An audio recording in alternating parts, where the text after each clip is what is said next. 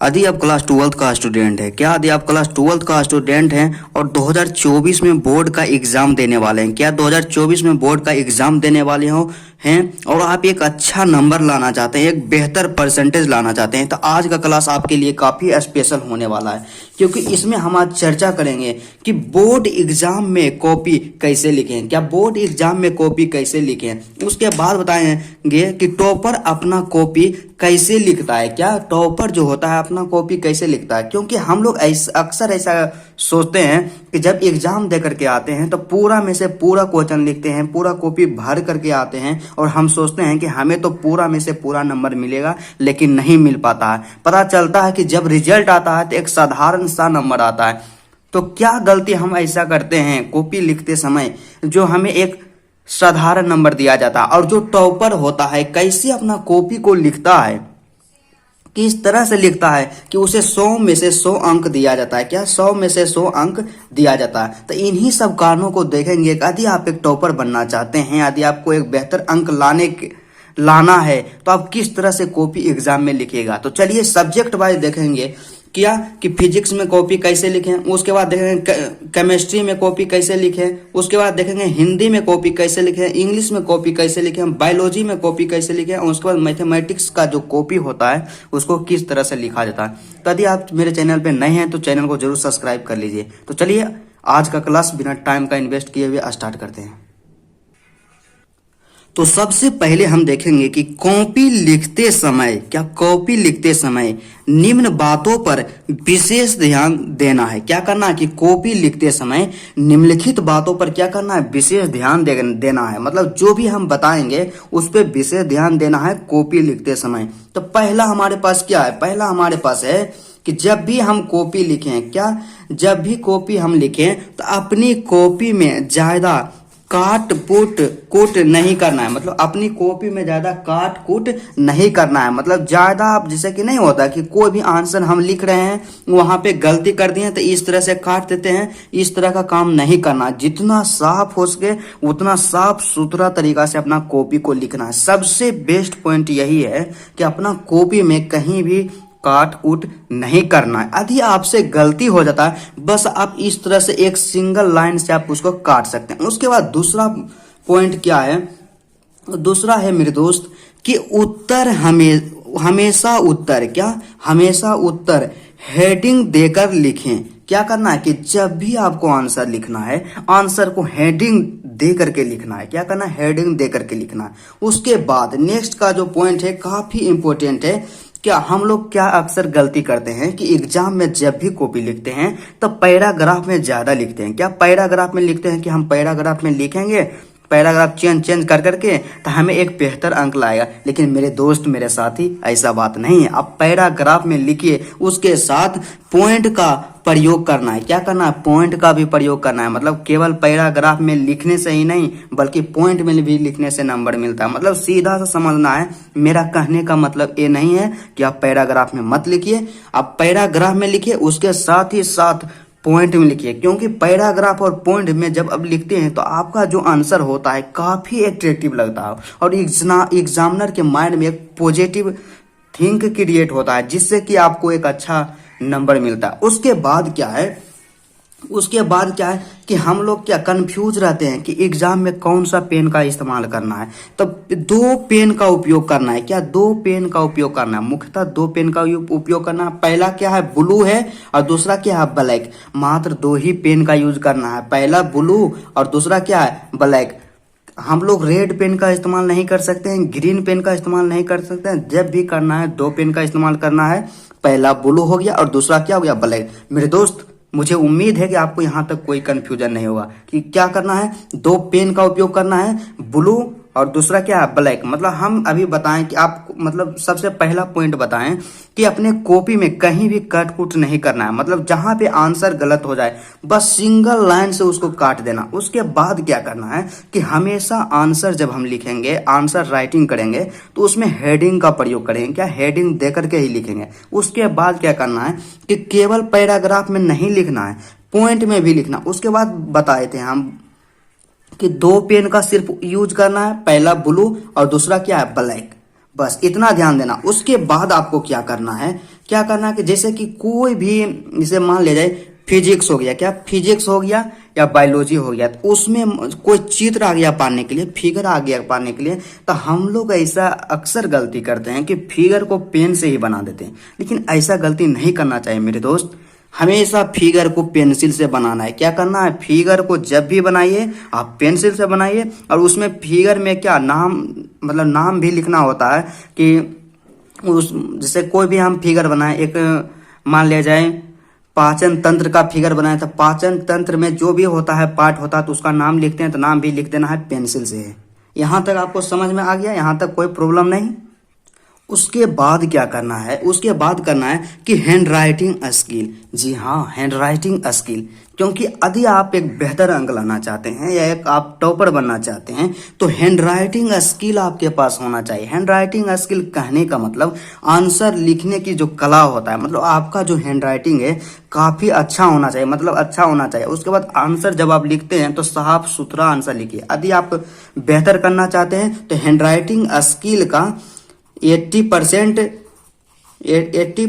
हाथ होता है। क्या हैंड राइटिंग यदि आपका अच्छा है तो आपको ऐसे ही एक अच्छा नंबर मिलेगा। उसके बाद अब क्या करना है कि शब्द सीमा पर विशेष ध्यान देना चाहिए। क्या करना चाहिए कि शब्द सीमा पर विशेष ध्यान देना चाहिए। उसके बाद क्या करना है कि एक भी प्रश्न नहीं छोड़ना है। क्या करना है, एक भी प्रश्न नहीं छोड़ना है।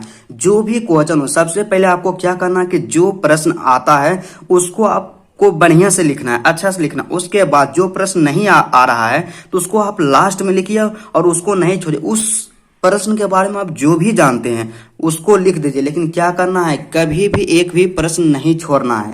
क्या करना है, एक भी प्रश्न नहीं छोड़ना है। उसके बाद क्या करना है कि आंसर हमेशा ऑर्डर में दें। क्या करना, आंसर हमेशा ऑर्डर में दें। हमारे बोलने का मतलब यह हुआ कि हम लोग जब भी आंसर लिखें तो कोशिश करना है मेरे साथी कि आंसर ऑर्डर में देना। ऑर्डर में देने का मतलब क्या हो गया कि जैसे कि यहाँ पे रहेगा 1 रहेगा, 2 रहेगा, 3, उसके बाद 4, 5, इस तरह से क्वेश्चन नंबर रहेगा। 1 का रहेगा, 2, 3, 4, इस तरह से क्वेश्चन नंबर। तो पहले कोशिश करेंगे कि प्रश्न संख्या 1 बनाए, उसके बाद 2 बनाए, उसके बाद 3 बनाए, उसके बाद 4 बनाए। यदि आप इस तरह से ऑर्डर में बनाते हैं तो इसका बहुत सारा बेनिफिट्स है, क्योंकि एग्जामिनर के माइंड में सीधा जाएगा कि जो भी ये स्टूडेंट है, जिसका भी कॉपी है, एक ब्रिलियंट स्टूडेंट है, क्योंकि एक भी प्रश्न नहीं छोड़ रहा है। मतलब उसके दिमाग में सीधा सा जाएगा कि इसको सब प्रश्न आता है और अपने मन से लिखा है, और इसका बहुत ही अच्छा प्रभाव पड़ता है आपके अंक पे। तो हमेशा प्रयास करना है कि आंसर जब भी आप लिखिए सीरियल वाइज लिखिए। क्या, सीरियल वाइज आंसर लिखिए।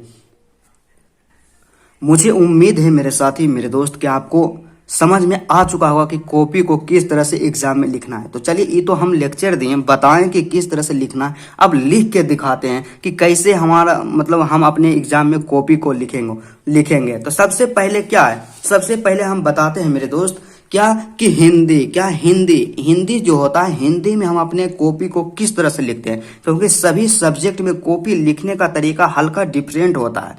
इसलिए हम सब्जेक्ट वाइज बताएंगे कि किस सब्जेक्ट में किस तरह से कॉपी लिखना, और लिख करके भी दिखाएंगे। तो क्या करना है कि हिंदी में देखना है कि किस तरह से कॉपी लिखना है। तो सबसे पहले हमारे पास जो क्वेश्चन है, प्रश्न है, इंटरमीडिएट परीक्षा 2023 एनुअल, मतलब कि वार्षिक, जो 2023 में प्रश्न हिंदी का पूछा गया वही क्वेश्चन पेपर सेम मेरे पास दिया हुआ है। क्या है, इसमें देखते हैं कि इसका जो ऑब्जेक्टिव के तो बात नहीं करेंगे, ऑब्जेक्टिव में तो लिखना नहीं होता है। क्या है, सब्जेक्टिव। तो सब्जेक्टिव में इसमें देखते हैं, तो सब्जेक्टिव में रहता पहले मेरे दोस्त, ऊपर में दिया रहेगा खंड ब। क्या रहेगा, खंड ब, और उसके बाद विषयनिष्ठ प्रश्न। उसके बाद क्या हो रहेगा, सबसे पहला क्वेश्चन हमारे पास आएगा, 1 नंबर में रहेगा कि निम्नलिखित में से किसी एक पर निबंध लिखें। क्या आएगा, निम्नलिखित में से किसी एक पर निबंध लिखें। यहाँ पे कुल 6 टॉपिक दिया गया है। कितना टॉपिक दिया गया, 6 टॉपिक। इस 6 टॉपिक में से आपको जिस पर भी निबंध लिखने के लिए आता है उस पर आप निबंध लिखिए। तो सबसे पहले आप प्रयास कीजिए कि आप पहला लिखने के लिए, क्या, पहला लिखने के लिए, कि पहला जो है छात्र जीवन, उसी पे हम निबंध लिखें। लेकिन नहीं आता तो कोई बात नहीं, कोई भी लिख सकते हैं। तो चलिए हम सबसे पहले बताते हैं कि पहला जो है छात्र जीवन, निबंध का स्टार्टिंग कैसे करना है, किस तरह से लिखना है। तो चलिए हमारे कॉपी पे तो सबसे पहले क्या करना है कि आपके पास जो कॉपी दिया जाएगा सेम इसी तरह का कॉपी रहेगा। क्या सेम इसी प्रकार का कॉपी आपके पास एग्जाम में दिया जाएगा, क्योंकि आप क्लास 10th का एग्जाम दिए हैं, बोर्ड का एग्जाम, तो उसमें आपको अनुभव होगा कि मिलता जुलता इसी तरह का कॉपी रहता है। तो आपको क्या करना है मेरे साथी, मेरे दोस्त, कि सबसे पहले चौथाई खांच लेना है। क्या करना है, चौथाई को छोड़ देना है, रिमूव कर देना है। तो जैसे कि यहाँ से यहाँ कॉपी था, इतना चौथाई को हम क्या क्या कर दिए, रिमूव कर दिए, छोड़ दिए चौथाई। उसके बाद क्या करना है, उसके बाद करना है से ऊपर में तो ऐसे रहेगा, इसको भी छोड़ देना है। तो जब भी आंसर लिखना है तो हम लोग यहाँ अक्सर गलती करते हैं कि यहाँ हेडिंग दे देते हैं, यहाँ से लिखना स्टार्ट कर देते हैं, या की करते हैं कि क्वेश्चन नंबर देते हैं इसमें, चौथाई जो छोड़ते हैं उसमें। लेकिन कभी भी ऐसा गलती नहीं करना है, भारी मिस्टेक है। क्योंकि अच्छा आप ही सोचिए, यदि यहाँ हमको लिखना ही रहता चौथाई के अंदर तो हम चौथाई छोड़ते क्यों? समझने योग्य बात है। क्या यदि इसमें अच्छा लिखना ही रहता तो हम इसको काहे लगे छोड़ते, नहीं ना छोड़ते हैं। बात यही है मेरे दोस्त कि जब भी चौथाई हम छोड़ें तो चौथाई में हमको कुछ भी नहीं लिखना, प्रश्न संख्या भी नहीं लिखना है। लिखना कहाँ है तो उसको बताते हैं। तो सबसे पहले क्या करना है कि हमारे पास जो प्रश्न दिया गया था कि खंड ब, तो यहाँ पे लिख देना है खंड ब, खंड ब लिख दिया। उसके बाद क्या है, विषयनिष्ठ प्रश्न, यहाँ पे लिख देंगे विषयनिष्ठ प्रश्न। इसको क्या करेंगे कि पेंसिल से एक बॉक्स में बंद कर देंगे ताकि हाईलाइटेड लगे, देखने में थोड़ा सा आकर्षक लगे। उसके बाद क्या करना है कि क्या करना है कि मान लीजिए प्रश्न संख्या 1 का हम आंसर दे रहे हैं, तो यहाँ पे लिख देते हैं प्रश्नोत्तर संख्या 1। क्या, प्रश्नोत्तर संख्या 1 आप इस तरह से बीचों बीच में लिखिए। उसके बाद क्या कीजिए, पेंसिल से ही इसको अंडरलाइन कर दीजिए। क्या कीजिए, पेंसिल से ही अंडरलाइन कीजिए, क्योंकि एग्जामिनर के माइंड में आपको एक ब्रिलियंट स्टूडेंट साबित करना है कि हम एक अच्छा स्टूडेंट है। तो आपको क्या करना है, पेंसिल से अंडरलाइन कर देना है। उसके बाद कम से कम आप 2 लाइन छोड़िए। उसके बाद क्या करना है कि आप इसमें क्या लिख रहे हैं, निबंध लिख रहे हैं। क्या लिख रहे हैं, निबंध। तो यहाँ पे स्पष्ट दे देना है, क्या, निबंध दे देना है। यहाँ पे निबंध दे दिए 1 नंबर करके, 1 नंबर वाला जो निबंध है वहां पे 1 नंबर करके दे दिया निबंध। और कौन सा निबंध लिख रहे हैं, छात्र जीवन। तो यहाँ पे दे देंगे छात्र जीवन। इसको भी थोड़ा सा ब्रैकेट में बंद करके अंडरलाइन कर देंगे। इस तरह से हम दिए तो एग्जामिनर जो है कदम स्पष्ट हो जाएगा कि यहाँ पे खंड ब में पहला संख्या प्रश्न संख्या 1 का वो निबंध लिख रहा है, निबंध में किसका लिख रहा है, छात्र जीवन का लिख रहा है। इस तरह से दिए। उसके बाद क्या करना है कि आपको हम निबंध लिखने के लिए जो निबंध लिखने का ट्रिक होता है, कौन 2024 के एग्जाम में निबंध आने वाला, उसके लिए एक वीडियो हम बना दिया। यदि आप नहीं देखें तो प्लेलिस्ट में जाके देख लीजिए। तो सबसे पहले क्या है कि निबंध में देना है कि पहला ही आपका कॉपी का पहला पेज है। क्या, तो पहला पेज को काफी आकर्षक बनाना है, एट्रैक्टिव बनाना है। तो उसके लिए आपको क्या करना है कि निबंध, तो निबंध में क्या करना है कि पहले रूपरेखा देना है। क्या देना है, रूपरेखा। रूपरेखा मतलब आप किस किस टॉपिक पे निबंध लिखने वाले हैं उसको दर्शा देना। तो पहले हम लिख दिए प्रस्तावना, छात्र जीवन में प्रस्तावना। उसके बाद छात्र जीवन का महत्व। तीसरा, छात्र जीवन में माता पिता का योगदान। उसके बाद चौथा क्या लिख दें, छात्र जीवन में शिक्षकों का अहम महत्व। उसके बाद क्या कर दें, 5वां, छात्र जीवन में उद्देश्य का निर्धारण। उसके बाद लास्ट में क्या दिए, उपसंहार। इस तरह से हम वहां पे क्या करेंगे, रूपरेखा तैयार कर देंगे। उसके बाद मेरा पहला पॉइंट क्या है, प्रस्तावना। तो यहाँ पे क्या दे देंगे, फिर यहाँ 1 नंबर से स्टार्ट करेंगे मेरे साथी, मेरे दोस्त, कि प्रस्तावना दे करके इस तरह से डैश दे करके इस लाइन को छोड़ के यहाँ से लिखना है। क्या करना है, इस लाइन से लिखना है, इस लाइन को छोड़ देना है, यहाँ से लिखना है। उसी तरह से जब प्रस्तावना लिखा जाएगा फिर क्या करना है, 2 लाइन छोड़ के फिर छात्र जीवन का महत्व दे करके फिर उसको लिखना। इस तरह से मतलब निबंध का इस तरह से हम लिख देंगे। उसके बाद क्या है, निबंध लिखा गया। उसके बाद दूसरा क्या है, हम सीरियल वाइज देखिए कि जैसे हमारे एग्जाम में कॉपी आता है उसी तरह। उसके बाद दूसरा प्रश्न हमारे पास क्या दिया हुआ रहता है, दूसरा प्रश्न रहता है कि निम्नलिखित में से किन्हीं 2 अवधारणाओं की सप्रसंग व्याख्या करें। क्या, निम्नलिखित में से किन्हीं 2 अवधारणाओं की सप्रसंग व्याख्या करें। इस तरह से हमारा क्या होगा, दूसरा प्रश्न आएगा कि व्याख्या करने के लिए दे देगा 3 4 5 दे देगा। काव्य खंड से भी रहेगा आधा रहेगा गद्य खंड से, और बोल देगा कि निम्नलिखित में से किन्हीं 2 को क्या करना है, सप्रसंग व्याख्या करना है। तो दूसरा नंबर है। तो यहाँ पर फिर हम क्या करेंगे, तो यहाँ पर हम क्या करेंगे कि प्रश्न संख्या दूसरा का आंसर देना है, तो इसलिए यहाँ पर लिख देंगे प्रश्न संख्या 2। क्या प्रश्न संख्या 2। तो प्रश्न संख्या में 2 में क्या है कि सप्रसंग व्याख्या, तो इसके नीचे लिख देंगे कि सप्रसंग व्याख्या, इसको अंडरलाइन कर देंगे और क्या करेंगे इसको बॉक्स में थोड़ा सा बंद कर देंगे, या आप इसको ब्रैकेट में भी बंद कर सकते हैं, आपका मर्जी। उसके बाद क्या करना है कि सप्रसंग मतलब इससे पता चल गया कि दूसरा प्रश्न का उत्तर दे रहा है और दूसरा में क्या है सप्रसंग व्याख्या है, एकदम पूरा स्पष्ट हो गया। उसके बाद क्या करना है कि सप्रसंग व्याख्या में क्या करना है कि पहला, जैसे पहला प्रश्न हमारे पास है क्या है, जिस पुरुष में नारीत्व नहीं अपूर्ण है। क्या जिस पुरुष में नारीत्व नहीं अपूर्ण है, मतलब पहला का आंसर देना, प्रयास करना कि सीरियल वाइज आंसर दे। पहला आता था पहला दीजिए, उसके बाद फिर दूसरा आता दूसरा दीजिए, लेकिन आपको नहीं आता है कोई, मतलब मान लीजिए चौथा नंबर आ रहा है तो चौथा का आप आंसर दे सकते हैं, लेकिन क्या करना है कि हमें सबसे पहले देना पहला 1 नंबर का आंसर देना है। तो यहाँ पे लिख दिए हैं, यहाँ पे लिख देंगे 1 का उत्तर। क्या 1 का उत्तर लिख करके इसको भी अंडरलाइन कर देंगे, काला पेन से यहाँ पे लिखेंगे क्या 1 का उत्तर। उसके बाद क्या करेंगे कि यहाँ पे लिख देना है संकेत। क्या लिखना है संकेत, एकदम पूरा डिटेल से बता रहे हैं कि सप्रसंग व्याख्या करने का एक बेस्ट तरीका होता है, क्या होता है। तो यहाँ पे लिख देंगे संकेत। तो संकेत लिखेंगे, संकेत में क्या लिखेंगे, तो संकेत में वही लिखेंगे कि जिसको हमको व्याख्या करना है। तो व्याख्या किसको करना है, जिस पुरुष में नारीत्व नहीं अपूर्ण है, तो वही यहाँ पे लिख देना है संकेत में कि हम व्याख्या कर रहे हैं कि जिस पुरुष में नारीत्व नहीं अपूर्ण है, हम इसी का व्याख्या कर रहे हैं। यहाँ पे फिर क्या करना है, 1 लाइन छोड़ देना है। क्या 1 लाइन छोड़ देना, उसके बाद लिखना है कि व्याख्या, व्याख्या लिख देना। फिर इस लाइन को छोड़ के नीचे से लिखना है कि प्रस्तुत पंक्तियां हमारे हिंदी पाठ्य पुस्तक के दिगंत भाग 2 से, मतलब इस तरह से आपको लिखना है।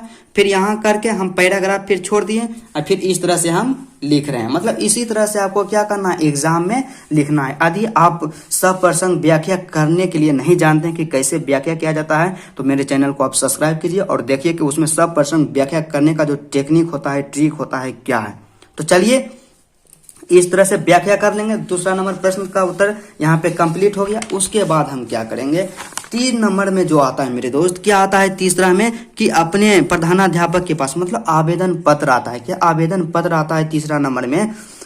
फर्स्ट क्या आएगा, फर्स्ट में आएगा निबंध, दूसरा आएगा सप्रसंग व्याख्या करने के लिए, और तीसरा आएगा क्या प्रधानाध्यापक के पास निबंध लिखने के लिए, नहीं आवेदन पत्र लिखने के लिए, या माता पिता या अपने दोस्त के पास आएगा पत्र लिखने के लिए। तो इसमें क्या है, आपने प्रधानाध्यापक के पास आवेदन पत्र लिखे हैं, जुर्माना शुल्क माफ करने का जिसमें अनुरोध हो। उसके बाद अथवा में दे देगा, क्या करेगा कि वार्षिक परीक्षा की तैयारी का उल्लेख करते हुए अपने माता जी को एक पत्र लिखें। तो आपको जो भी आता है आप किसी का भी आंसर यहाँ पे दे सकते हैं, और 5 अंक का पूछा जाता था। हम क्या किए, तो प्रश्न संख्या 3 का आंसर देना है यहाँ पे।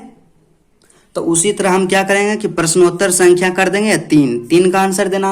अब प्रश्नोत्तर संख्या 3 में क्या है, आवेदन पत्र है, तो यहाँ पे आवेदन पत्र, इसको पेंसिल से एक बॉक्स में बंद कर दिए। उसके बाद क्या करना है कि हमको किस पे लिखना है, थोड़ा सा संकेत टाइप के इसमें भी दे देना है, क्या दिक्कत है, दे देना है कि हमको लिखना है पहला क्या है कि महाविद्यालय के प्रधानाचार्य के पास एक आवेदन पत्र जुर्माना शुल्क माफ करने का अनुरोध जिसमें हो उसको लिखना है। यहाँ पे लिख देंगे कि शॉर्ट में लिख देंगे थोड़ा सा कि महाविद्यालय के प्रधानाचार्य के पास जुर्माना शुल्क माफ करने हेतु आवेदन पत्र हम लिख रहे हैं। उसके बाद क्या करना, आवेदन पत्र लिखना है, 1 लाइन छोड़ देना है। उसके बाद लिखना है आपको, लिख देंगे सेवा में श्रीमान प्रधानाचार्य महोदय, आपका विद्यालय का नाम जो रहेगा। यदि आप वही आवेदन पत्र लिखने के लिए नहीं आता है तो जाके प्ले लिस्ट में देखिए। फिर उसके बाद अगला प्रश्न क्या है, यहाँ पे देखिए अगला प्रश्न 4 नंबर में है कि निम्नलिखित में से किन्हीं 5 प्रश्नों के उत्तर दीजिए। अर्थात यह क्या है, लघु उत्तरीय प्रश्न है, 2 अंक वाला प्रश्न है। तो चौथा का जब आंसर देंगे तो चौथा को हम किस प्रकार लिखेंगे, चलिए देखते हैं। तो यहाँ पे हम क्या देंगे, प्रश्नोत्तर संख्या 4, क्योंकि चौथा का जो आंसर लिख रहे हैं तो यहाँ पे 4 ने देंगे।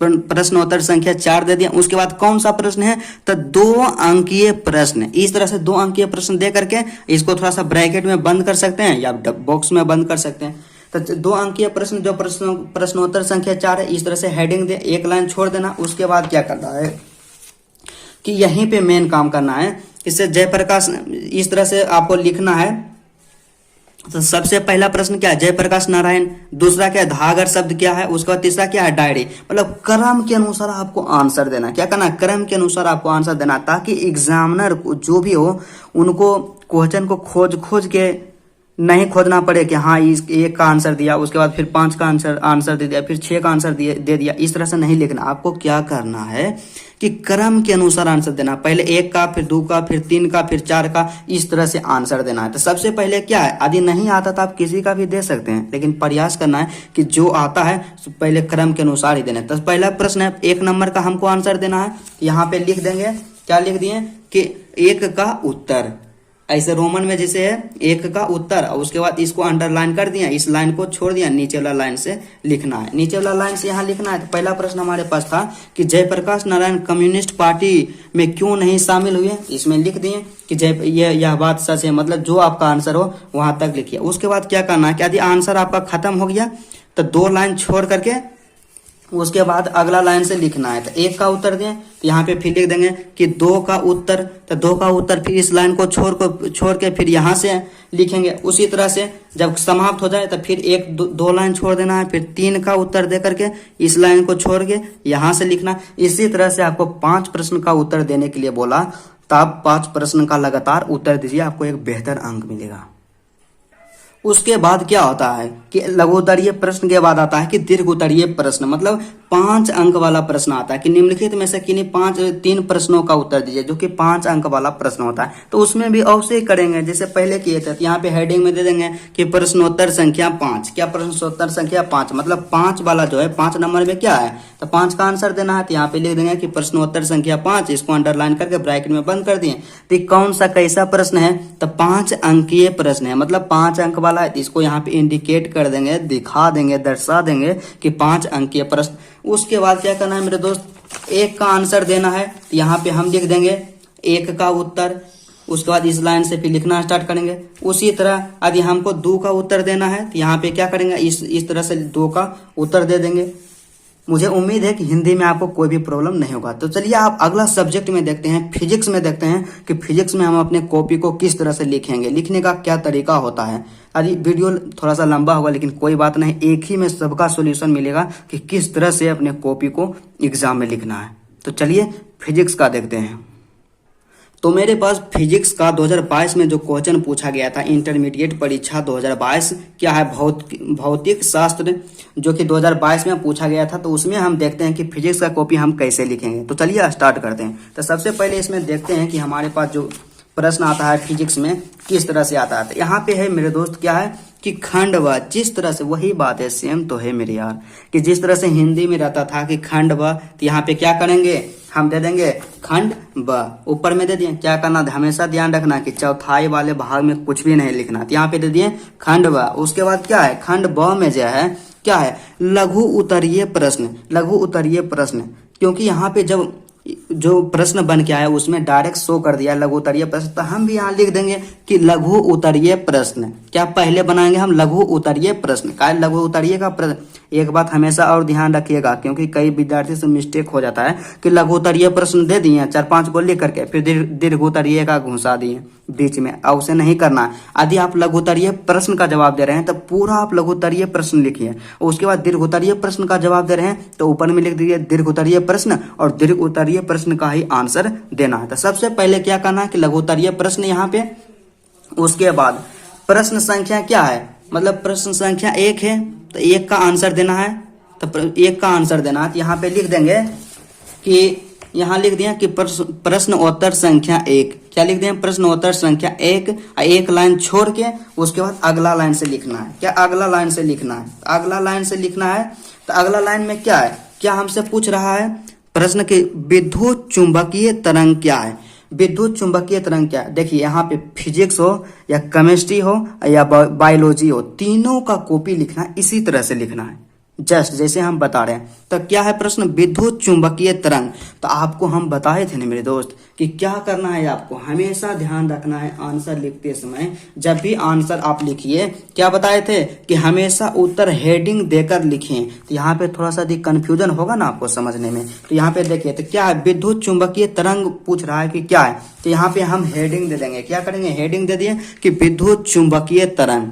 दे दिए हेडिंग काला पेन से, इसको अंडरलाइन कर दिए, इस तरह से डैश दे करके इस लाइन को छोड़ के यहां से नीचे से लिखना है। यही हो गया हेडिंग। क्या यही हो गया, यही हेडिंग हो गया। इसी तरह से लिखना है।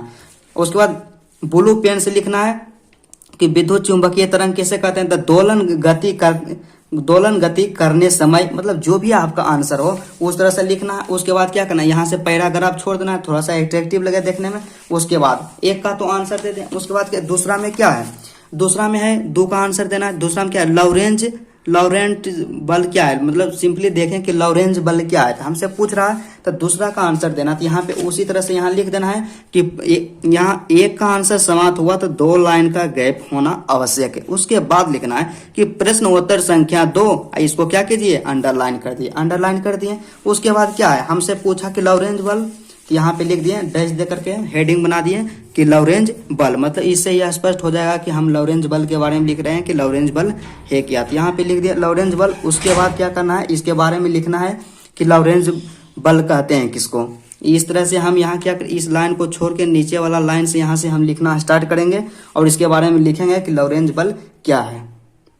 उसके बाद क्या करना है कि लॉरेंज बल तो हम यहाँ पे लिख दें। उसके बाद क्या करना है कि फिजिक्स में ऐसा मतलब क्वेश्चन होता है कि कोई भी चीज आपको पूछते हैं तो क्या करना है कि मतलब उसको किस चीज से दर्शाते हैं, वह सदिश राशि है कि अदिश राशि है, उसका फार्मूला क्या होता है। तो लॉरेंज बल लिखें तो यहाँ पे जैसे हम लिख दिए कि पॉइंट यहाँ दे करके, तो यही क्या करना है कि केवल पैराग्राफ में नहीं लिखना है, पॉइंट के साथ लिखना है। तो पैराग्राफ में तो हम पहले लिख दिए, उसके बाद पॉइंट में यहाँ लिखें, पॉइंट दे करके कि यहाँ पे एक चीज और ध्यान दें, यहाँ आप नंबरिंग करके भी लिख सकते हैं, का खा करके भी लिख सकते हैं, ABCD करके भी लिख सकते हैं, लेकिन पॉइंट भी करके लिख सकते हैं, जो आपका इच्छा हो। तो यहाँ पे लिखेंगे कि इसे F वेक्टर द्वारा दर्शाया जाता है। उसके बाद क्या है, लॉरेंज बल क्या है, एक सदिश राशि है। क्या, एक सदिश राशि। उसके बाद लॉरेंज बल का सूत्र क्या होता है, लॉरेंज बल का जो सूत्र होता है F vector equal to Q V vector into B vector. जहाँ पे क्या, यहाँ इंडिकेट कर देना है कि बी वेक्टर चुंबकीय क्षेत्र है। इस तरह से मतलब लिख देना, मतलब जिसका आप आंसर दे रहे हैं तो उसके बारे में थोड़ा सा डिटेल्स में लिख देना है कि क्या है। उसके बाद क्या करना है कि मान ले जाए दूसरा प्रश्न का उत्तर दे दें, अब तीसरा का आंसर देना है। क्या, तीसरा, तो तीसरा क्या है, विभव मापी के 2 उपयोग लिखे हैं। तो तीसरा है तो जस्ट उसी तरह से करना है, जब आपका जहां से आंसर खत्म हो जाए कम से कम 1 या 2 लाइन छोड़ देना। उसके बाद लिखना है कि प्रश्न उत्तर संख्या 3। उसके बाद तीसरा में क्या है, 3 में है कि विभव मापी के 2 प्रमुख उपयोग निम्नलिखित हैं। मतलब बोला कि विभव मापी के उपयोग लिखने के लिए तो यहाँ पे लिख देंगे कि विभव मापी के 2 प्रमुख उपयोग निम्नलिखित है। इसमें हम क्या किए कि पॉइंट में लिख दिए, 2 उपयोग बोला लिखने के लिए, तो पहला उपयोग लिख दिए, उसके बाद दूसरा उपयोग लिख दिए। मतलब मुझे उम्मीद है कि आपको समझ में आ रहा होगा कि किस तरह से अपने कॉपी को लिखना है। उसके बाद सबसे मोस्ट इम्पोर्टेंट चीज यहाँ पे यह है कि हम लोग अक्सर ऐसा गलती करते हैं कि फिजिक्स हो या केमिस्ट्री हो या बायोलॉजी हो, तीनों में से कोई भी सब्जेक्ट हो, क्या करते हैं कि जैसे मान लिया जाए आ गया हमको अंतर लिखने के लिए कि आवर्धन और आवर्धन क्षमता में अंतर, मतलब किसी 2 चीज के बारे में यदि अंतर लिखने के लिए आ जाए तो अंतर को हम किस प्रकार लिखेंगे। तो मान लीजिए तीसरा प्रश्न तो हम लिखें, चौथा प्रश्न संख्या चौथा दे देंगे इस तरह से। उसके बाद अंतर लिखना है तो हम यहाँ पे लिखेंगे, हमें मान लीजिए एक एग्जांपल लेते हैं कि आवर्धन और आवर्धन क्षमता में अंतर लिखना है, डिफरेंस लिखना है। तो क्या करेंगे, लिख देंगे कि आवर्धन एवं आवर्धन क्षमता में निम्नलिखित अंतर है। क्या, आवर्धन एवं आवर्धन क्षमता में निम्नलिखित अंतर है। उसके बाद क्या करना है कि हमारा जो पेज रहे चौथाई वाला भाग को छोड़ के उसको 2 भाग में डिवाइड करना, इस तरह से लाइन खींच देना है। उसके बाद एक तरफ लिख देना है आवर्धन और दूसरा तरफ लिख देना है आवर्धन क्षमता। मतलब कहने का मतलब जो 2 टॉपिक आपके पास दिया हुआ रहे जिसमें अंतर पूछे तो एक तरफ लिख देना है, दोनों को एक तरफ लिख देना है। यहाँ पे लिख दिया जैसे हम आवर्धन और दूसरे तरफ लिख दिया आवर्धन क्षमता। उसके बाद क्या करना है कि नंबर 1 देना है, यहाँ पे नंबरिंग करके लिखना है, नंबर 1 में देना है अंतर। उसके बाद फिर यहाँ पे जैसे हम दे दिए कि यह रेखीय आवर्धन है जो H0/HI के बराबर होता है, इस तरह से लिख दिए। उसके बाद दूसरे साइड में क्या करेंगे, वही लिख दें कि जबकि यह कोणीय आवर्धन है जो कोण बीटा बटा कोण अल्फा के बराबर होता है, इस तरह से लिख दें। उसके बाद दूसरा अंतर, एक अंतर लिखें तो एक लाइन छोड़ देना है। उसके बाद लिखना है दूसरा लाइन इसलिए छोड़ना है ताकि आपका आंसर एट्रैक्टिव लगे, मतलब स्पष्ट पता चले कि हाँ अंतर देख लिख रहा है। उसके बाद क्या दूसरा यहाँ दिया तो दूसरा नंबर दे देंगे, इसका मान भी के बढ़ने से बढ़ता है। यहाँ बढ़ता है तो यहाँ पे दिए अंडरलाइन कर दिए थोड़ा सा। उसके बाद इसका मान, जबकि इसका मान क्या करना, उत्तर लिखना है, दोनों का अलग दिखाना है, क्या करना अलग। इसका मान क्या होता है, बढ़ता है, लेकिन जबकि इसका मान भी के बढ़ने से घटता है, तो यहाँ पे बढ़ता दिए कर, यहाँ पे घटता दिए कर, मतलब दोनों में अंतर है ना, अंतर दिखा रहा है। उसी तरह से मतलब सिंपली समझना कि जब भी आपको अंतर लिखना है, कोई भी सब्जेक्ट हो, फिजिक्स हो, केमिस्ट्री हो या बायोलॉजी हो, क्या करना है कि बीच में एक लाइन खींचना है और दोनों तरफ से उसका तुलना कर देना, अंतर लिखना है। चलिए तो आप देखते हैं कि हम अपने कॉपी को, मतलब मैथ का जो होता है, मैथ में हम अपने कॉपी को किस प्रकार लिखते हैं। वीडियो लंबा होगा, थोड़ा सा धैर्य रखना है, क्योंकि मेरे दोस्त जब तक तोड़ेंगे नहीं तब तक छोड़ेंगे नहीं। तो सबसे पहले आप देखते हैं क्या, मैथमेटिक्स में, गणित में हम अपने कॉपी को किस तरह से लिखें कि ताकि पूरा में से पूरा अंक मिले। तो हमारे पास मॉडल पेपर है 2023 का, एक मॉडल पेपर है, मॉडल पेपर गणित का, क्योंकि क्वेश्चन नहीं था, मतलब नहीं मिल पाया हमें, तो बस तरीका से मतलब है, कुछ भी हो। मॉडल पेपर है, मॉडल पेपर में हम देखते हैं कि ऑब्जेक्टिव तो हम बना देंगे। उसके बाद क्या है, यहाँ पे है सब्जेक्टिव में है क्या, जिस तरह से रहता था हिंदी में खंड व, इसी तरह सब सब्जेक्ट की तरह इसमें भी रहेगा खंड व गैर वस्तुनिष्ठ प्रश्न। तक गैर वस्तुनिष्ठ प्रश्न का मतलब कि सब्जेक्टिव प्रश्न है। उसके बाद क्या है, लघु उत्तरीय प्रश्न है, लघु उत्तरीय प्रश्न, यहाँ पे दिया हुआ है लघु उत्तरीय प्रश्न। तो हम अपना कॉपी में ठीक उसी तरह से हम करेंगे कि चौथाई तो छोड़ देंगे, सगड़ो चौथाई छोड़ दिए। उसके बाद क्या करना है कि दे दिए खंड व गैर वस्तुनिष्ठ प्रश्न, इस तरह से लिख दिए। उसके बाद एक लाइन छोड़ के लिखना है कि लघु उत्तरीय प्रश्न, इसको अंडरलाइन कर देना। इस तरह से यहाँ तक हम हेडिंग बना दिए। उसके बाद क्या करना है कि एक दो लाइन छोड़ देना। उसके बाद लिखना है कि हम जिसका आंसर देंगे, तो सबसे पहले आंसर हम किसका देंगे मेरे दोस्त, आंसर है यहाँ पे हम देंगे कि प्रश्न संख्या 1 का आंसर देंगे कि बिंदुओं 1 -1 3 और 2 -4 5 को मिलाने वाली रेखा की दिक्कोजिया ज्ञात करें, इसका आंसर देंगे, मतलब 1 का आंसर देंगे। तो यहाँ पे हम लिख देंगे कि प्रश्नोत्तर संख्या 1, यहाँ पे इस तरह से बीचों बीच में लिखें प्रश्नोत्तर संख्या 1, किनारे में नहीं लिखना, ना इधर लिखना, बीचों बीच लिखना कि प्रश्नोत्तर संख्या 1। इस तरह से हम लिख दें प्रश्नोत्तर संख्या 1। उसके बाद क्या करना है, तो फिर यहाँ से हल दे देना है, क्या यहाँ पे हल, क्योंकि प्रश्नोत्तर संख्या जब हम लिख दिए कि 1 का आंसर देना, तो हल दे दिए। अभी यहाँ पे देखिए क्या, मतलब 2 बिंदु दिया हुआ है, तो 2 बिंदु बना दिया इस तरह से रेखा, फिगर बनाए, तो फिगर को हमेशा क्या करेंगे, बॉक्स में बंद कर देंगे। उसके बाद जो है वहां पे लिख दिया, मतलब हम मान लिए कि a बराबर इतना और b बराबर इतना। इस तरह से जो भी बनाने का प्रोसेस है, मतलब कितना अच्छा से हम लिख रहे हैं यहाँ पे, मतलब इस तरह से लिखिए कि आपका आकर्षक लगे देखने, मतलब जैसे बराबर है तो बराबर के सामने ही बराबर, फिर ये बराबर दोनों लगभग सामने है, फिर ये भी सामने है, मतलब इस तरह से लिखना है। उसके बाद एकदम हिंदी भी लिखना है, थोड़ा सा बढ़िया से बड़ा बड़ा अक्षर में लिखना है। उसके बाद जो भी आप फार्मूला लिखें, तो यहाँ पे हम फार्मूला लिखे हैं कि मतलब चूंकि हम लोग जानते हैं कि दो बिंदु को मिलाने वाली रेखा की दिक्कोजिया जो होती है इतना होती है, तो इस तरह से इसको फार्मूला को क्या करेंगे, पेंसिल से बॉक्स में बंद कर देंगे। उसके बाद हम क्या किए कि इस तरह से लिखें, तो जो आंसर है यहाँ पे आंसर। उसके बाद क्या करेंगे कि मान लिया जाए कि हमको प्रश्न उत्तर संख्या 2 का आंसर देना है, क्या 2 का आंसर देना है। 2 में क्या है कि समाकलन साइन √x dx का क्या होगा, तो यहाँ पे 2 का आंसर देना है। इसी तरह से हम यहाँ लिख दिए कि प्रश्न उत्तर संख्या 2। उसके बाद यहाँ पे क्या कर दिए, हल दे दिए एक लाइन छोड़ के। उसके बाद दिया गया है, यहाँ पे क्या देना है कि दिया गया है, जो भी दिया हुआ है वहां पे लिख देना। दिया गया क्या दिया हुआ है कि समाकलन करना है कि साइन √x dx का, इसका समाकलन करना है।